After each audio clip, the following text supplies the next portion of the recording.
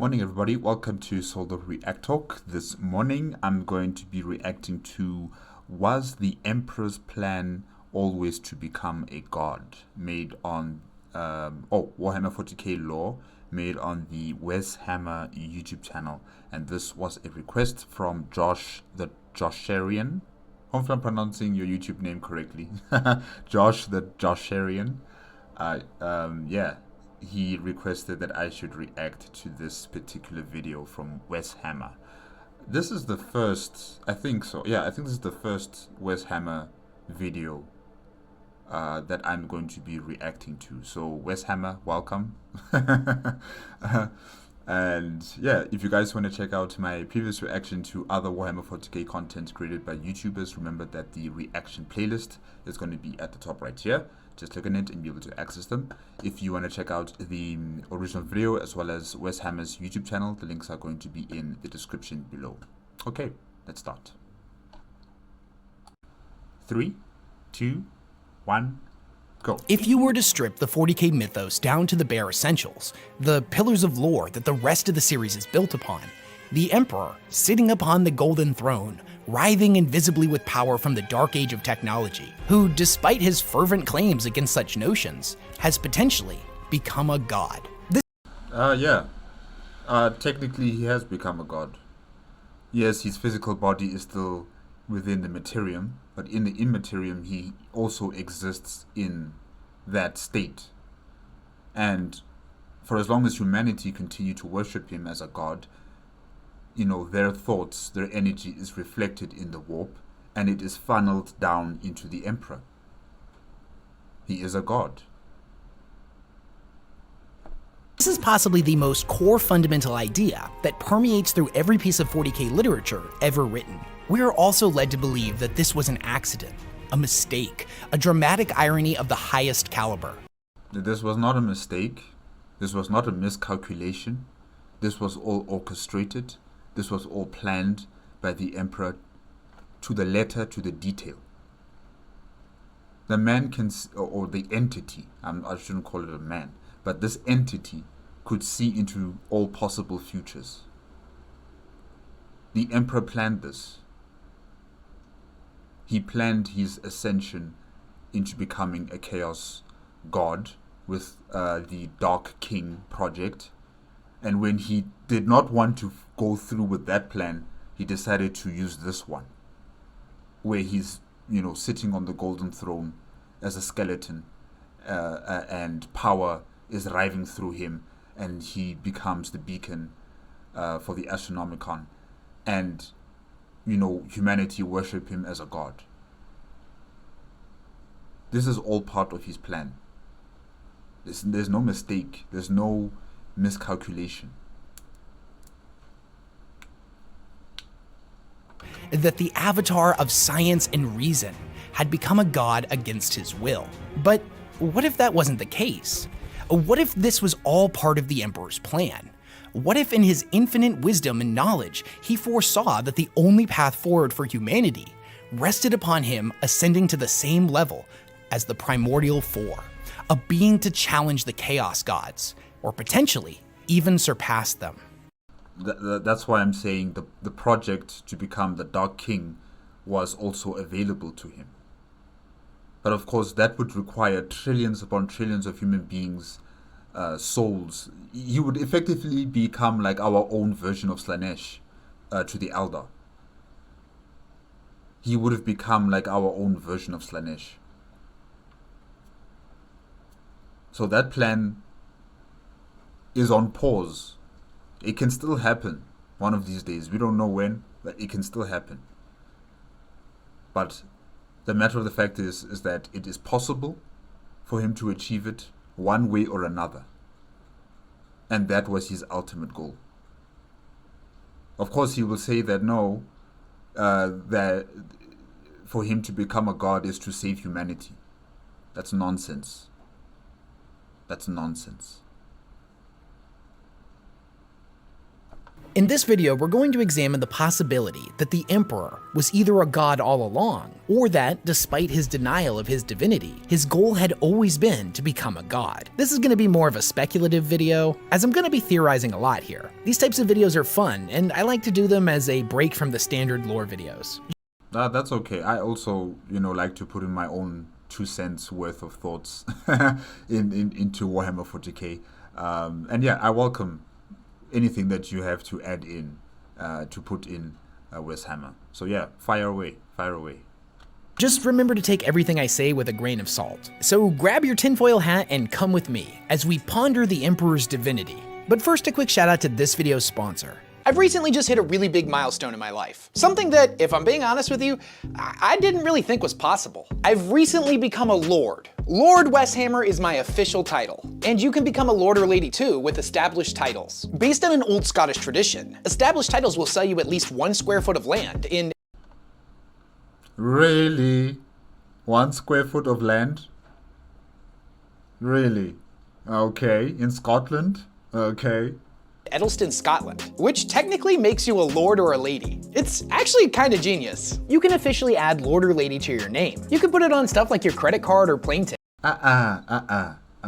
No. I don't care about becoming a lord or a lady. No, I want the land. I want the land. If they're selling land, I want that land. Okay? This title of lord and lady is irrelevant to me. No matter how small that piece of land may be, I want to build something there and say that, yeah, this is my land. It's my plot. Or why not add it to your dating profile? I feel like that's a pretty good way to stand out. They provide you with a really cool certificate. You know what stands out? When you're able to show the title deed and say that I own land in Scotland. Who else can say that if you don't live in Scotland, or you're a billionaire or a millionaire? Who else can say that? Certificate and crest that has your land's exact plot number on it. Good.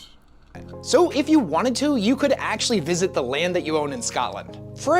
No, WesHammer, you're not answering the question. You're not answering the question. I don't want to visit, okay? I want to build on that land. Every order that you place, they'll plant a tree in your honor. So not only do you become a lord or a lady, but you're doing your part to help the environment. A package from established titles makes for a really cool gift for your loved ones. Surprise, you're a lord or a lady now. It's like, yeah, I could have gotten you chocolates or flowers or something normal like that. Instead, I have made you a lord or a lady. And just for fun, Established Titles has informed me that for the first 200 people that use my link, any plots of land that they purchase will be placed right next to mine. So we can build our own nerdy little Warhammer kingdom. Established Titles is having a huge sale right now for Labor Day. So go to establishedtitles.com/WesHammer or use the link in my description, and then use the code WesHammer to get 10% off your order. So do yourself a favor and become a lord or a lady today. Thanks again to the awesome people over at Established Titles for sponsoring this video. And with that out of the way, let's get into the grimdark. When we look at the Emperor, we see one of the most convoluted and confusing, yet deeply fascinating fictitious characters ever created. To say that he is the most irritable character in Warhammer 40k. Someone who is someone who has so much power, so much intellectual capacity. For some reason, the only answer he can find to his solutions is through violence. How is it that someone who is so intelligent, who has been here since the beginning of civilizations on Earth, is still thinking that violence is the only answer to his problems, or the answers to saving humanity through violence? This man is irritable to me. the Emperor is a mystery wrapped in an enigma is a gross understatement. For every single fact that we learn about him, for every peek behind the curtain, we get 10 more mysteries and 100 more theories that take root in its wake. It's almost as if the more we learn about him, the less we actually know. Time and time again, we are shown that the Emperor had impeccable foresight and the ability to foresee the future, that he was able to set in motion galaxy-changing events through simple actions tens of thousands of years before they would end up bearing fruit. Whether or not this is divine guidance or superb intellect and deduction is unclear, but every single thing that he has ever done, every sentence he has ever spoken, has been calculated to a ridiculous level. If it is a form of divine foresight, if it was the case that he knew every single event that would transpire from the time of his creation until the present year in the 42nd millennia, it stands to reason that it was his plan all along to end up on the Golden Throne, to be seen as a living god, and allow his worship to spread, thus empowering his spiritual form in the warp to ever greater heights, to the point where he could literally be able to stand toe-to-toe against the dark gods. But what would make the Emperor take this path? Why would he choose to become a god? Especially when it seems pretty contradictory based on what we think we know about him. The Emperor is a psychopath. The Emperor is a psychopath. We are being led by a psychopath. Hold on. Where's my phone? Here it is. A psychopath is someone with a personality disorder characterized by a lack of empathy and remorse. Psychopaths may act in a risky and impulsive ways. Psychopaths may be manipulative and exploitative. Psychopaths may have a grandiose sense of self-worth. Psychopaths may have a shallow emotional responses. Psychopaths may lack any conscience or guilt. Psychopaths may have poor judgment and may not learn from their experiences. Psychopaths may be pathological liars. Psychopaths may engage... Oh, okay, no, not this one. not this one. Engage in promiscuous sexual behavior. No, not that one. But all of the above, it just depicts the Emperor 100%. The way he treats his sons, the way he treats humanity, the way he initiates his plans, the way he uses violence as an answer to all of his problems. The callousness of this entity. And then he still finds a way to convince others that this is all in an effort to save humanity. There's no saving us here. You can't save humanity through bloodshed and the deaths of so many people. You can't do that. Your plans will never succeed if it requires the deaths of so many. If it requires lies that literally change the social fabric of humanity.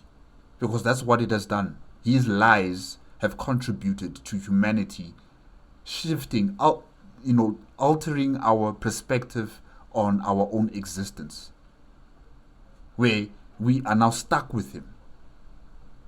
We cannot move beyond him. We cannot leave him behind. We have to carry him on our backs because we depend on him now. His lies have brought us here. He is a psychopath.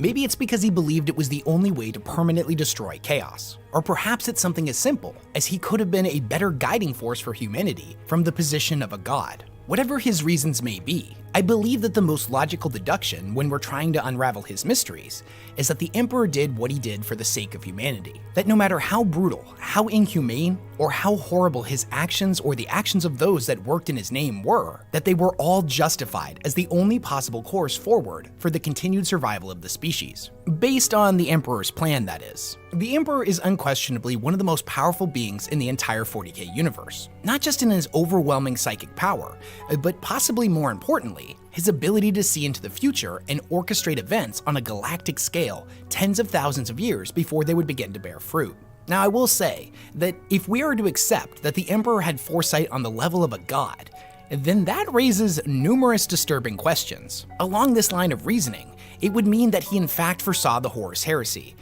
Of course he did. He even orchestrated it with Malkidor the Sigillite. Of course he did. This was all part of his plan. Even with the scattering of the Primarchs, he foresaw it. He allowed it to happen because it's all part of his plan.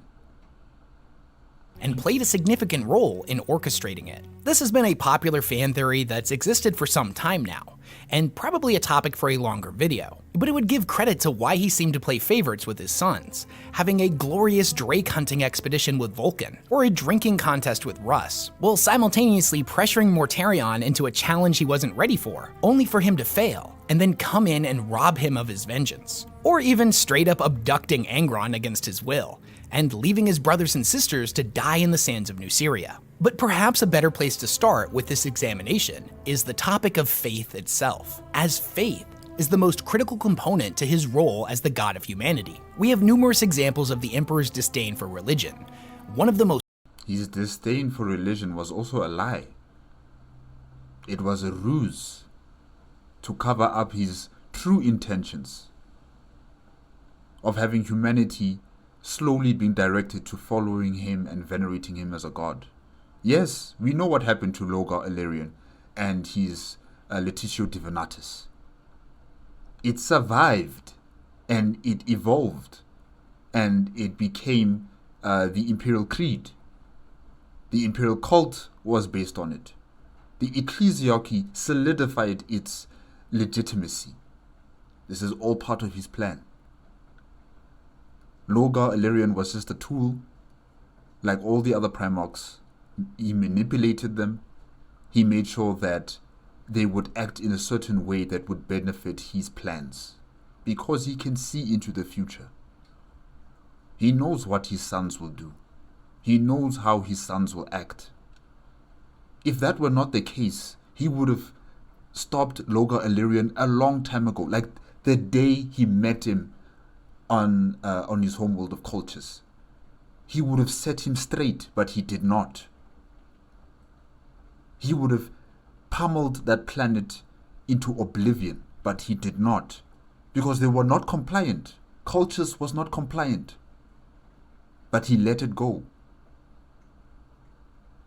So the Emperor, in his inaction in some situations, or his actions in other situations, is all orchestrated and planned meticulously by him.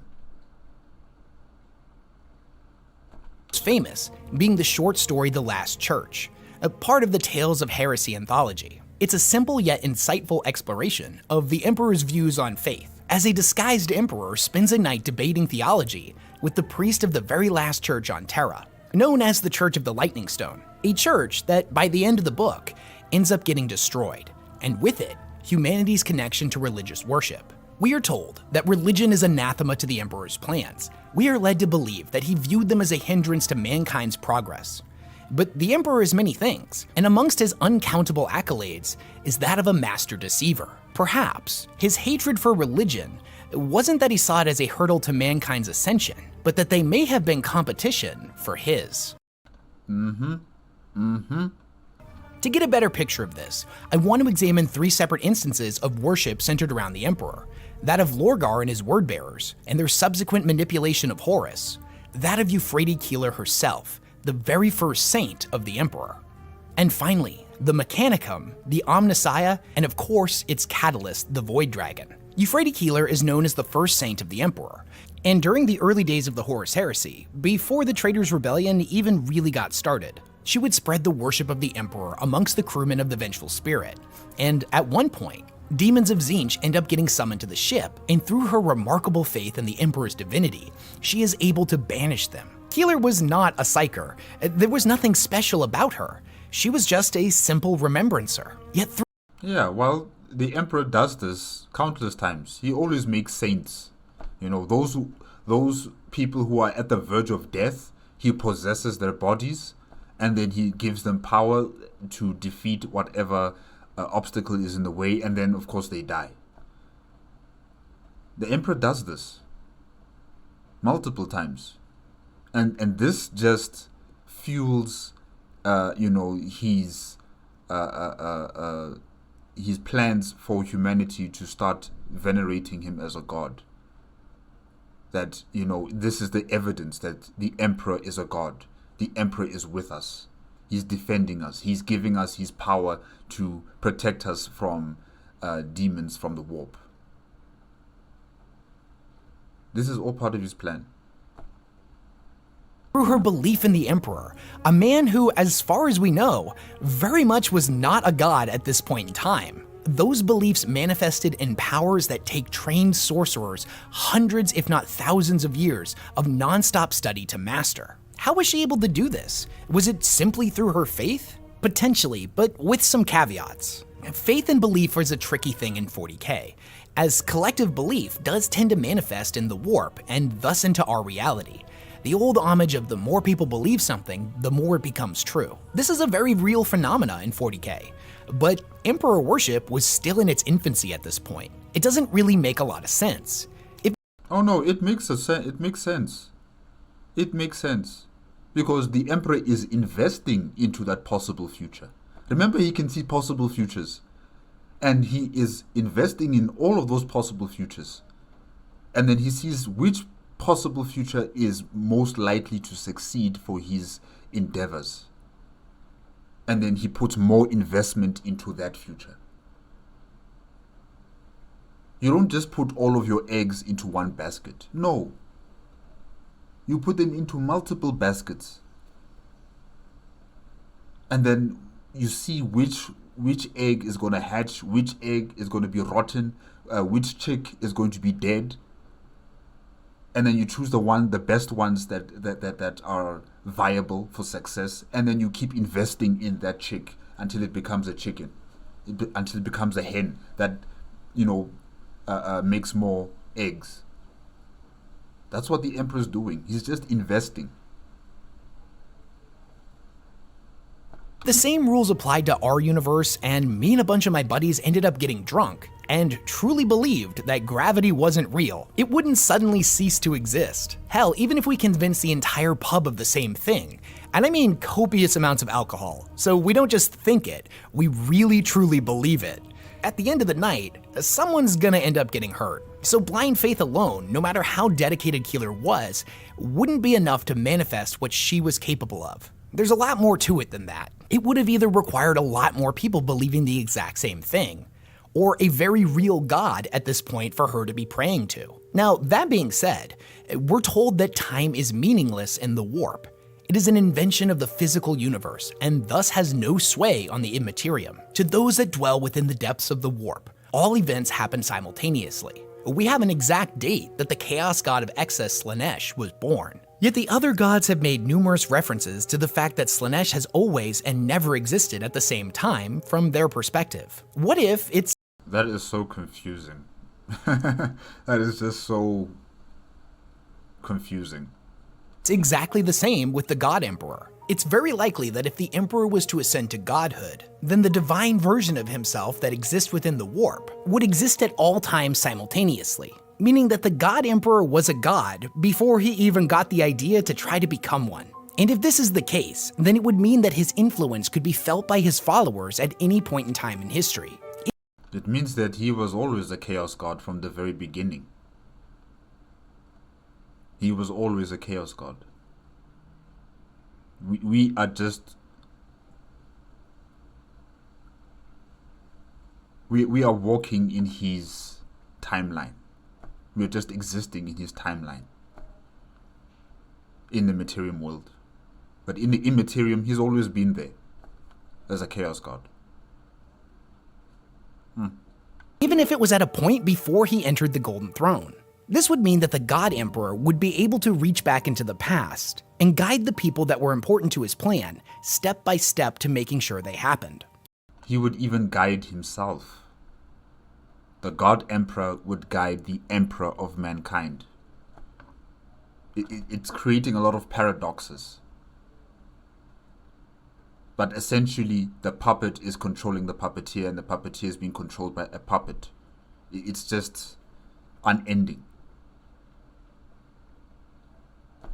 And although this sounds pretty crazy, it's actually not incredibly uncommon, as we've seen individuals who are definitely not gods do the exact same thing. One such example comes from the short story The Voice. We see a group of Sisters of Silence exploring a derelict black ship that was found adrift in the warp. They embark on a mission to investigate and figure out what happened to it. When they arrive, they find that the ship is full of psychers run rampant, an insane asylum with no jailers. And all of the psychers on board, who had been captured by the Sisters of Silence, have been driven out of their minds by the corrupting influence of the Immaterium. The sisters end up fighting their way through the ship and come across something kinda horrifying, a conglomeration of psychers that have physically, mentally, and spiritually welded together into a single entity. An entity whose consciousness claims to be the youngest member of the group, Leilani. She is trapped within the warp and used this mass of psychers to send a message back in time to her fellow sisters. Wait, isn't she a blank? So how is a blank able to do that? Aren't they supposed to be like negating the powers of the warp? Okay. Something truly horrible that is yet to come to pass. They, however, never find out what her message truly is, as another one of the sisters executes her younger version on the spot for the crimes of heresy based on what this thing is saying, thus severing the connection and dooming the future woman to her fate. It's a pretty dark story, but it shows that a Sister of Silence managed to reach back in time to her former self. For a god, something like this would be child's play, because as I mentioned before, time is meaningless in the warp. What if the Emperor, the God Emperor, not the master of mankind, already existed? We know that he's a god now in the 42nd millennia, and if this is the case, and time is truly meaningless, then couldn't someone in the 30th millennia, thousands of years before he even became a god, pray to him and manifest miracles through their faith? Could the Emperor then reach out to them and guide their actions step by step to make them follow the path that he has set for them? To make sure certain things happen at certain times in order for his past self to end up on the Golden Throne. And following this same line of logic, does that mean that the God Emperor could influence his past self? It's an interesting— Yes, like I just said right now, you know, the puppet is being controlled by the puppeteer, but the puppeteer is also being controlled by a puppet, and it's just a process that's unending. So definitely, his future self is controlling his past self, and his past self is investing into his future self.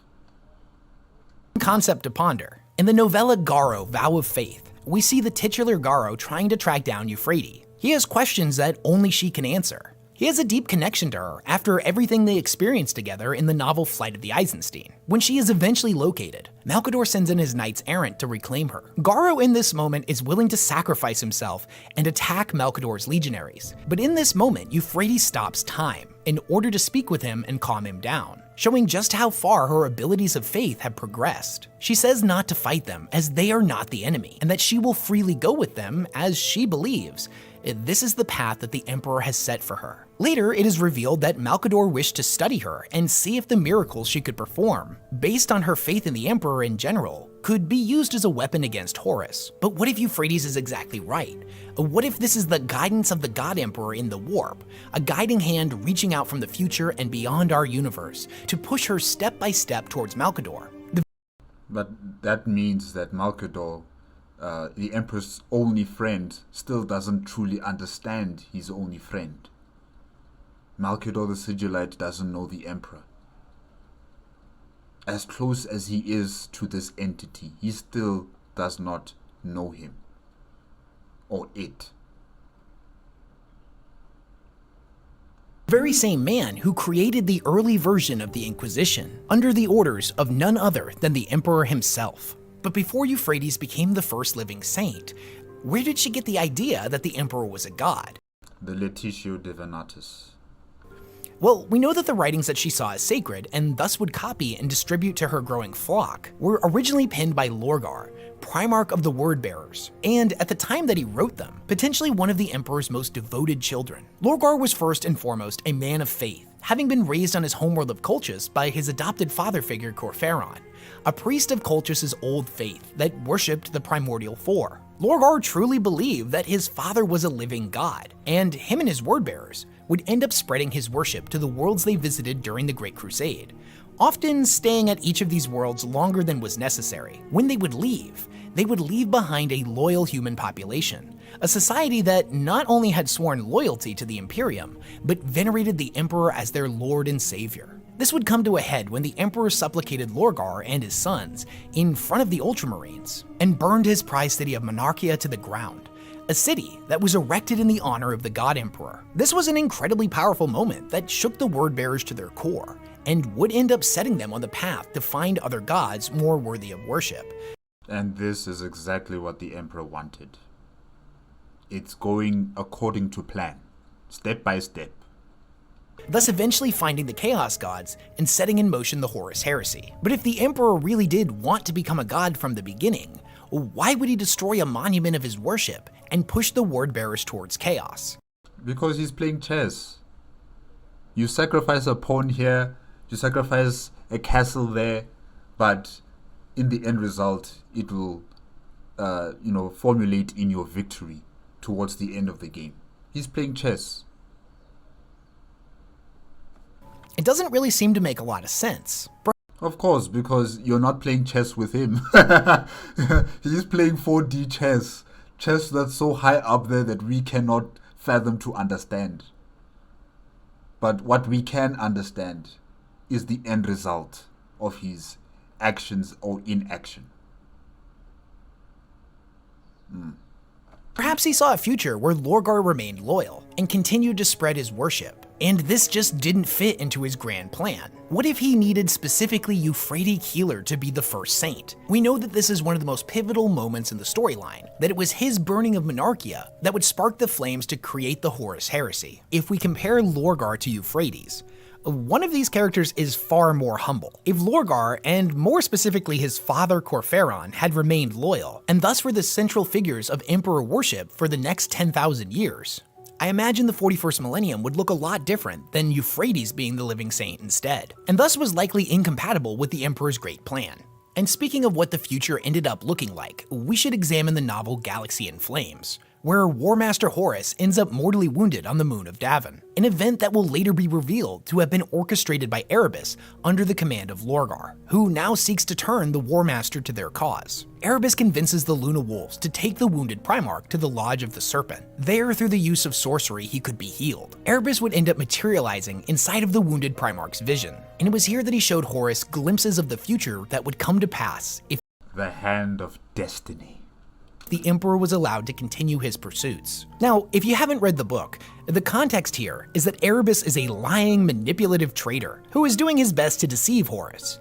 Now that being said, the best lies ever told always are built upon a grain of truth, thus giving them credence and making them more believable. Erebus ends up disguised as one of Horus's lost sons, Serjanus, and shows him a shrine world dedicated to the Emperor's worship in the 41st millennium. He says this is one of hundreds, if not thousands, of such worlds. The vision is horrifying to Horus, that the future that the Emperor wants to come to pass is a galaxy where the entirety of humanity worships the Emperor after he has ascended to godhood. Horus protests. He says that the Emperor would not allow this to happen. It goes completely against everything he has ever preached. You don't know your father, Horus. You don't know your father. That he punished Lorgar and the Word Bearers for trying to spread the word of his divinity. The disguised Erebus tells him that he simply wasn't ready to be worshipped yet, but this is definitely the path that he will end up taking. That even now, he is growing his power in the warp, and as soon as he gets what he wants, he will completely abandon the Imperium. He will forsake his sons and everyone that followed him. Erebus tells Horus that after a man has conquered the galaxy, the only thing left to do is to become a god. The only thing the Emperor cares about is his own power. Yes, there is some truth to that. There is some truth to that. Because once you taste power, you don't want to let it go. Like the lion that tasted man, nothing is ever so sweeter. Once you have a taste of power, you don't want to let it go. You will make any excuse to continue to consume, to gather more power to yourself. And that's what the Emperor's doing. There's a lot to unpack here, because the scene creates a conflict in the audience. We know Erebus is a liar, that his goal is explicitly set to manipulate Horus. But we also know that the vision that Erebus has chosen to show him is very much the reality of the 41st millennium. These events do in fact come to pass, and the Emperor will eventually be worshipped as a god by the majority of humanity. He also makes mention of the Emperor's foresight, in that he's seen this reality, And I fully believe that he's telling the truth here. The great lie of what he's saying is the purpose. The Emperor was not trying to ascend to godhood just for the sake of power, although that was certainly part of it. He was doing it to better lead his species into the future. Better lead us into the future. This is the future now.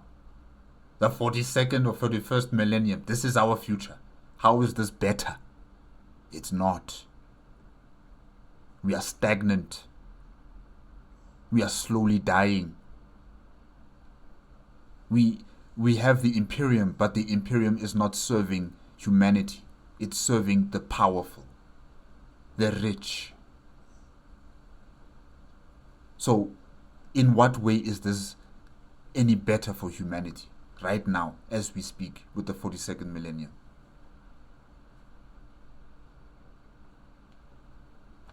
It's a lie of omission, as he intentionally leaves out what that power is to be used for. The Emperor is not wholly unique in his ability to see into the future. In fact, there are many characters throughout the 40k universe that have mastered this discipline in various forms and degrees.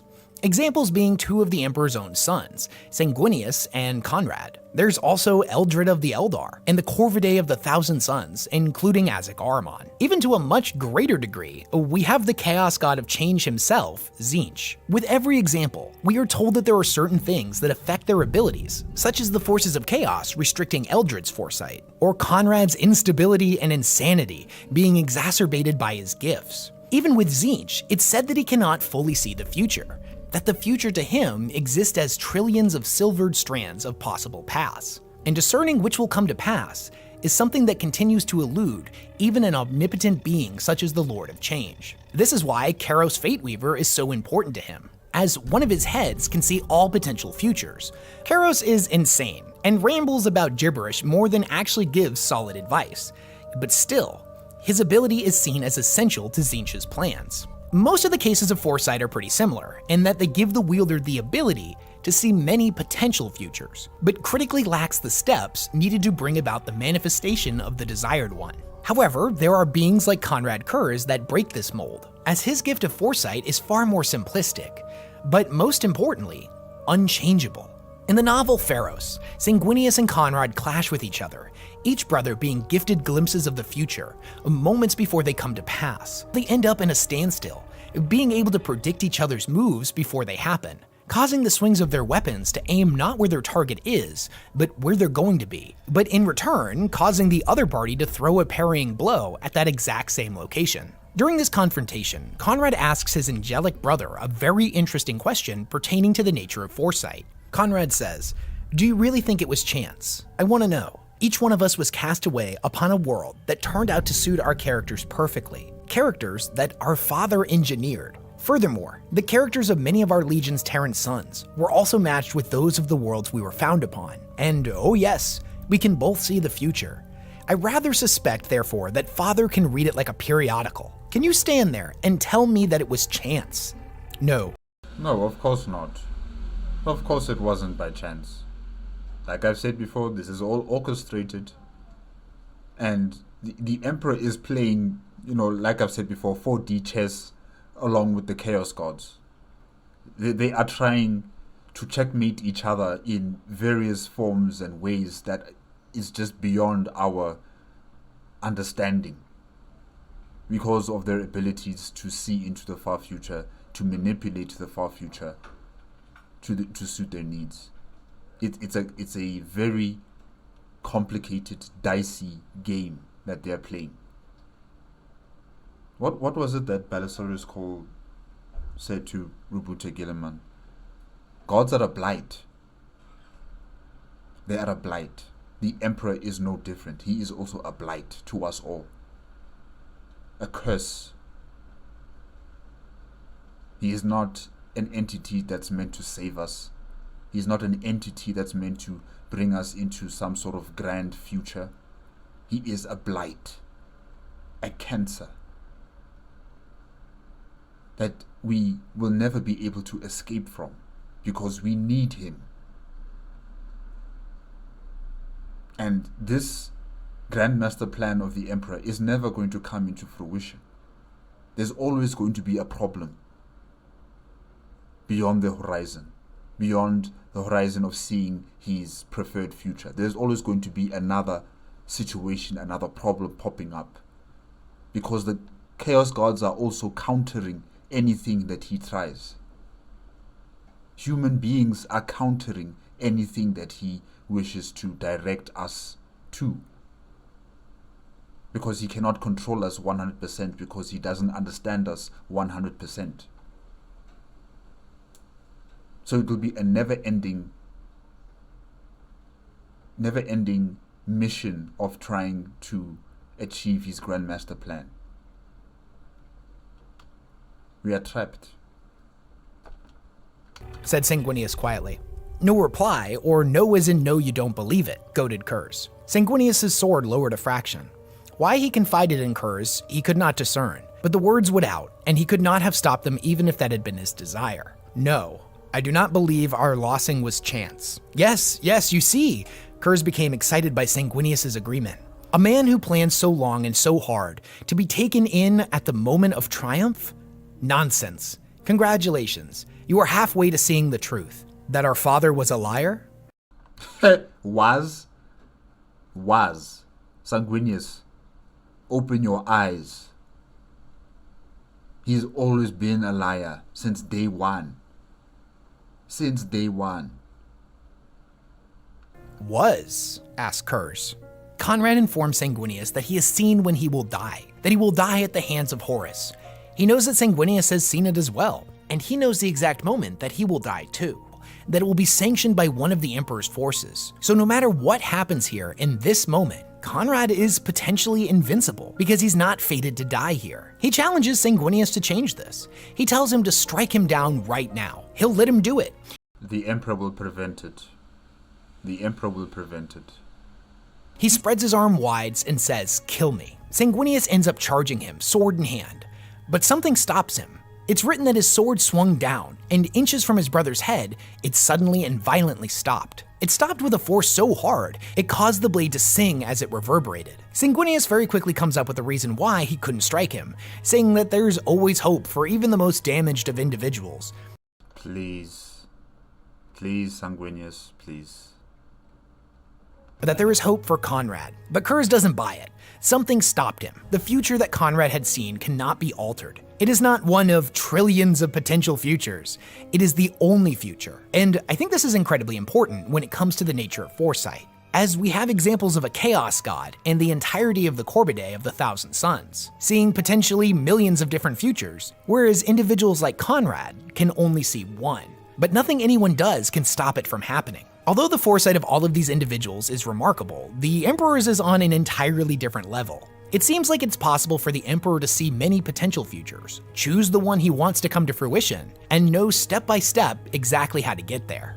That being said, this idea does contradict with a conversation that the Emperor has with Ra Endymion, a custodian in the novel Master of Mankind, where he compares his gift of foresight to the peak of a mountain. You see the result and you know what awaits you up there, but you're not shown the steps required to get there. You don't know what footholds exist or what rocks are loose and will cause you to lose your grip. It takes trial and error to reach the peak. But even as you reach that peak, it's still not the future that you were working for. It's still not that future. There's still many other possibilities beyond that horizon. And like I said before, the Chaos Gods will be countering each and every single plan that you have, in store. They will counter it. Because those futures are not set in stone. There's always a probability of something going wrong. This conflicts with a lot of other examples of the Emperor's foresight, and I believe is more appropriately an example of his misdirection and deceit. Speaking of which, let's talk about potentially the Emperor's most ludicrous moment of foresight, the creation of the Mechanicum and their cult. In the novel Mechanicum, the main character Dahlia has been searching with her group for the fabled dragon of Mars. She ends up descending to the planet's core. You mean the Catan? Oh? And meets with a strange old man who is not all he seems to be. He reveals to her that this is where the dragon is kept, that this is its jail, that he himself comes from a long line of guardians that are granted a sliver of the Emperor's knowledge, power, and extended lifespan. Their goal is to watch over the dragon and keep it hidden, that its children are still out there somewhere in the void of space, and one day will come looking for it. And it's the Guardian's job to make sure that they never find it. The Katana can have children? Or are they talking about the Necron? He reveals to her the true nature of the Void Dragon, that it is in fact a living Catan, although he doesn't use that word. In their greed, the Catan would end up warring against one another. And Catan or Catan? I think I'm pronouncing it wrong. Yeah, sorry about that. the wounded Void Dragon would end up going to Earth in order to hide and heal. The dragon would end up landing in Libya, near the city of Cyrene during the 12th century, and had been terrorizing the local people that lived in the region, demanding sacrifices from them every single day. The dragon fed off of their fear, its wounds healing slowly over time. It was the Emperor who ended up coming to their rescue. Although this was not his name at the time, he appeared on horseback holding a golden spear, riding under a banner that depicted an eagle clutching lightning bolts in its talons. The Emperor would do battle with the Void Dragon, who was described as a beast on 4 legs with an avian face and covered in shimmering scales that looked exactly like metal. It sounds like what is being depicted here is almost like that of a Necron construct made entirely from necrodermis, of which we know is a material that the Catan had bodies constructed of when they were originally communicating with the Necrons. It's revealed that the Emperor's purpose in slaying and capturing the Void Dragon was to imprison it on the planet of Mars, that the visions it would generate for those that lived on the planet would end up guiding them towards the worship of machines. He probably opened up a warp portal and, traveled to Mars. And he left it there, then he came back to Earth using the warp again. Yeah. Like how Erebus can also just teleport using the warp? Yeah, probably something similar.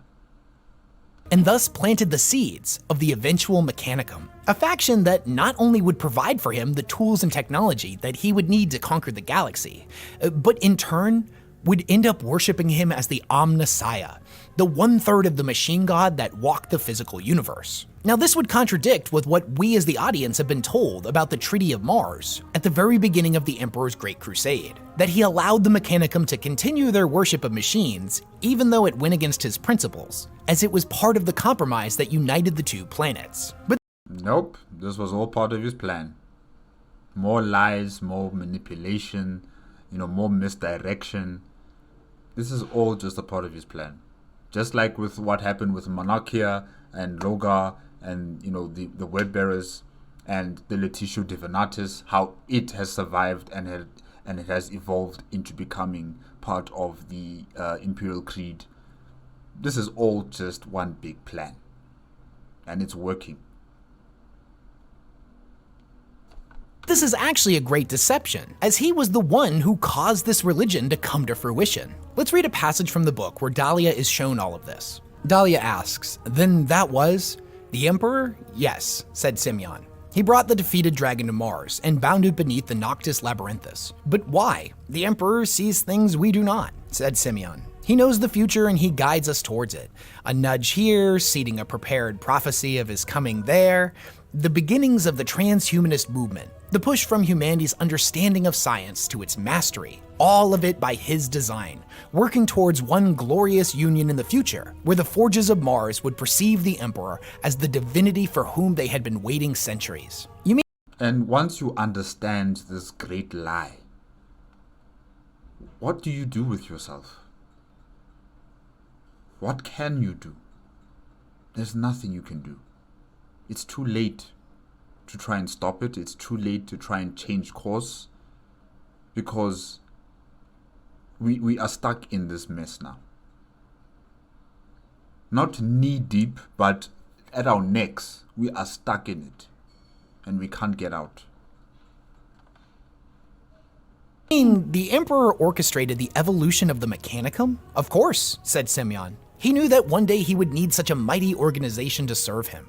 And from the dragon's dreams came the first machines of the priests of Mars. Without the dragon, there would have been no Mechanicum. And without the Mechanicum, the Emperor's grand dream of a united galaxy for humanity would have withered on the vine.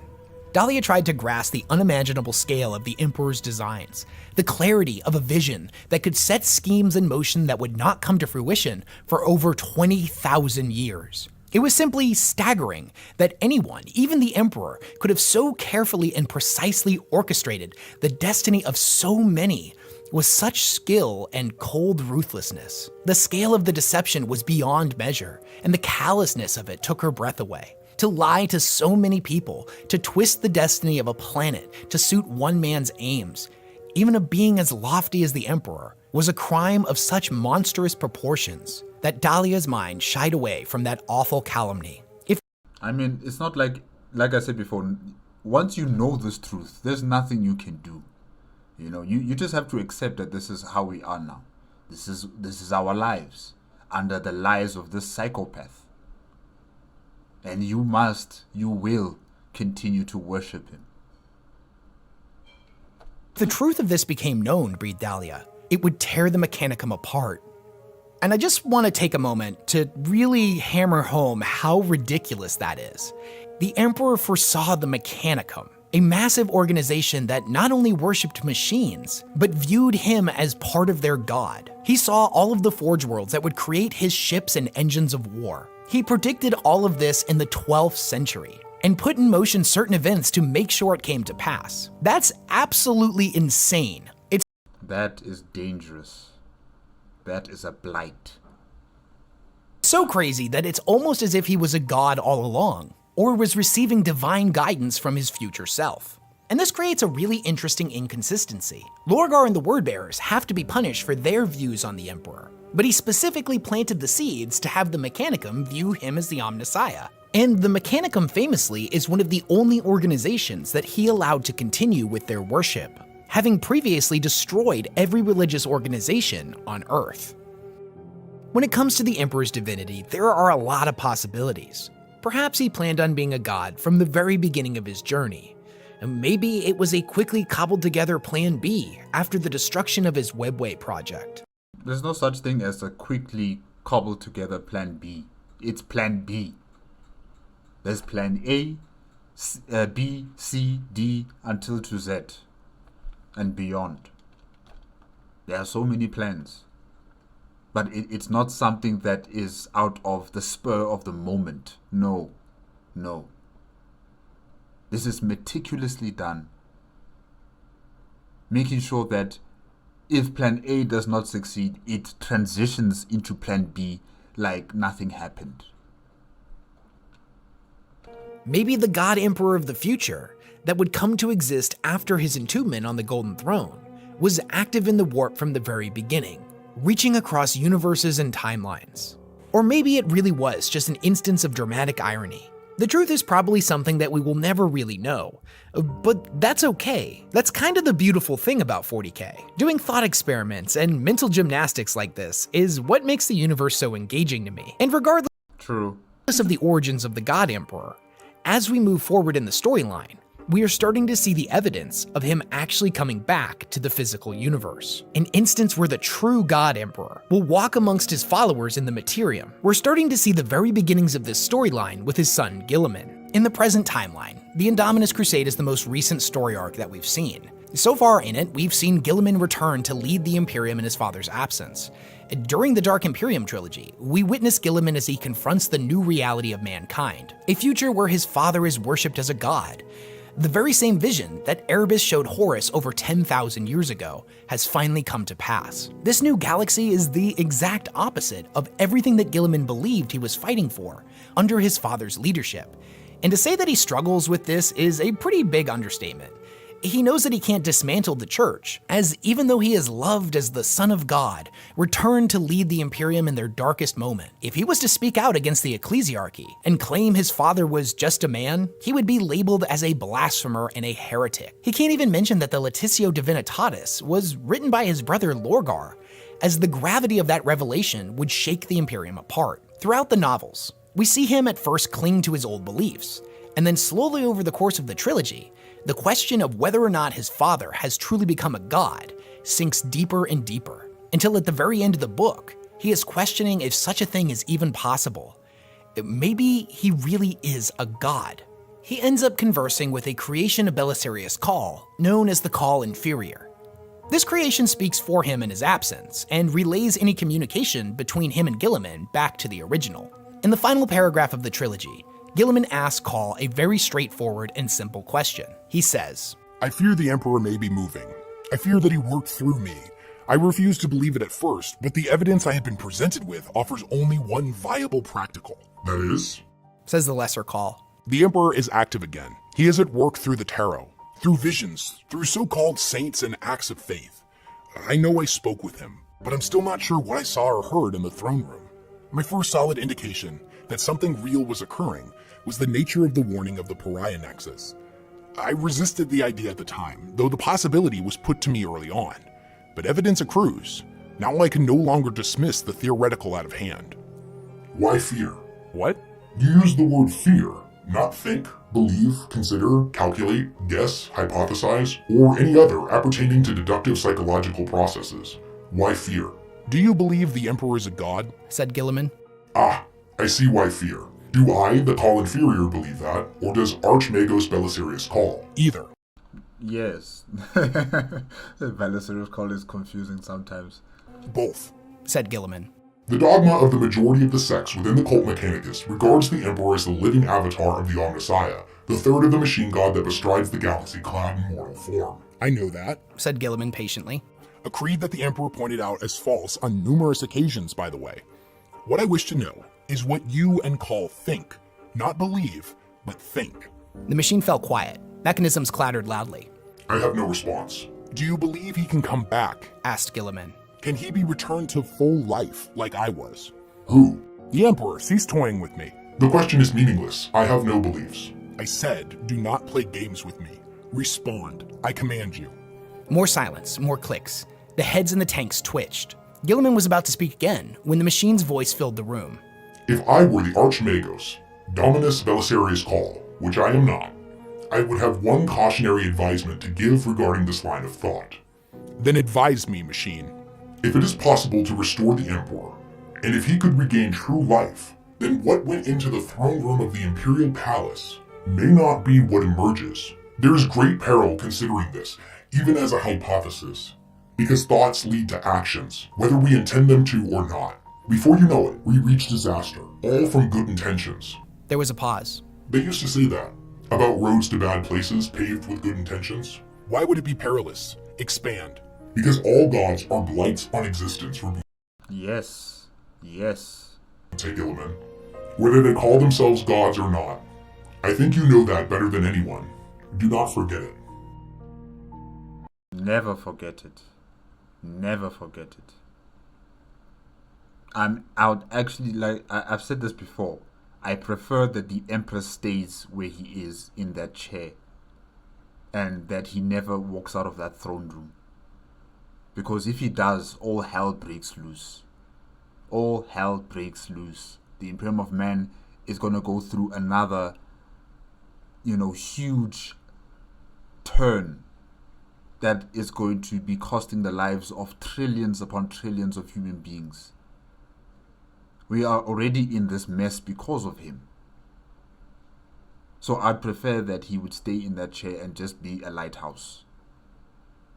Yes, there will be moments where he can influence other human beings and even his sons in particular actions. But it's still not going to be as effective as if he were to get out of that throne room.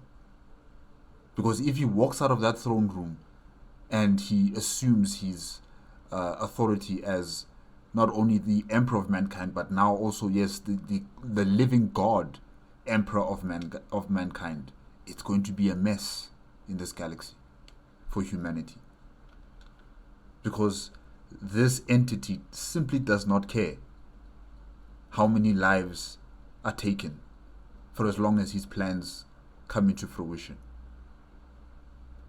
The Emperor will not care how the galaxy is turned upside down for as long as his plans come into fruition. He's prepared to throw us all under the bus. And then with our bloody, mangled bodies, he would pick us up and say, "I've saved your life."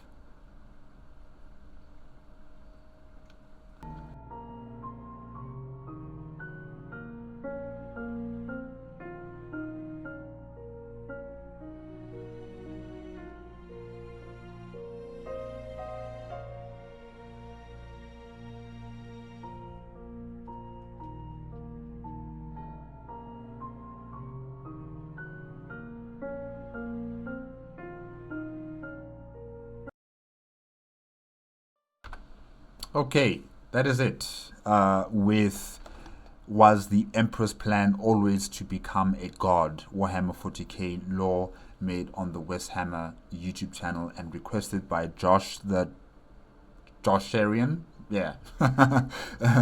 Thank you again to Josh the Josharian for the request. This has been very entertaining. WesHammer, thank you as well to you for making this video. Talking about the Emperor, it always gets me angry. I cannot help myself. Anytime we hear about this man or this thing or this entity and its plans for all humanity, and how it's sacrificing so much of its own energy and time for the victory for humanity, I'm always feeling sick and irritable, just hearing any sort of excuses or nonsense to try and justify his actions and the actions of his armies and the Imperium of Man as a whole. I'm anytime when it comes to the Emperor, I'm just so angry. I think I'm going to be like this for some time. But yes, the Emperor definitely planned all of this.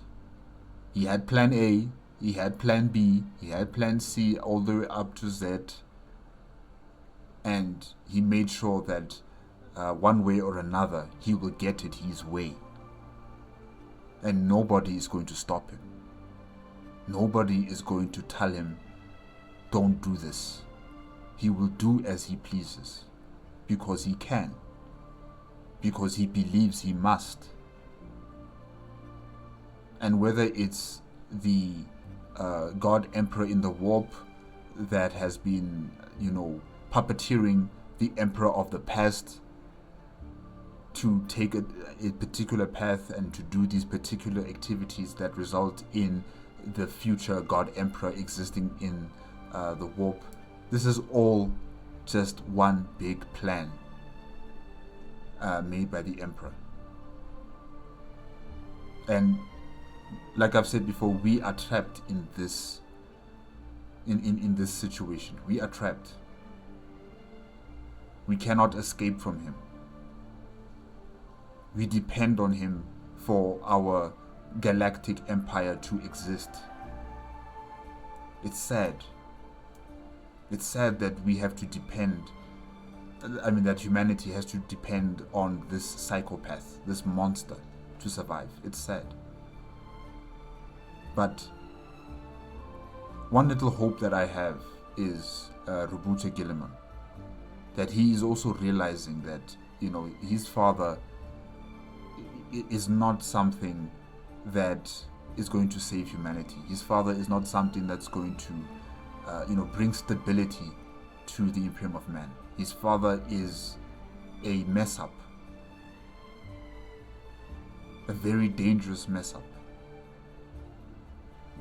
So I hope that Roboute Guilliman will have his own plans of slowly dismantling the Imperium of Man away from the Imperial cult and also the Imperial Creed, and that the ecclesiarchy also slowly but surely loses its legitimacy, its authority, its grip on humanity. Because we need to move forward, and we cannot move forward until these obstacles that the Emperor has planned in place are removed.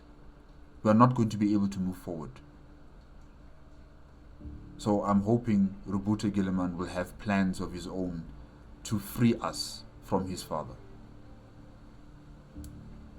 Because the Emperor always believes he's right.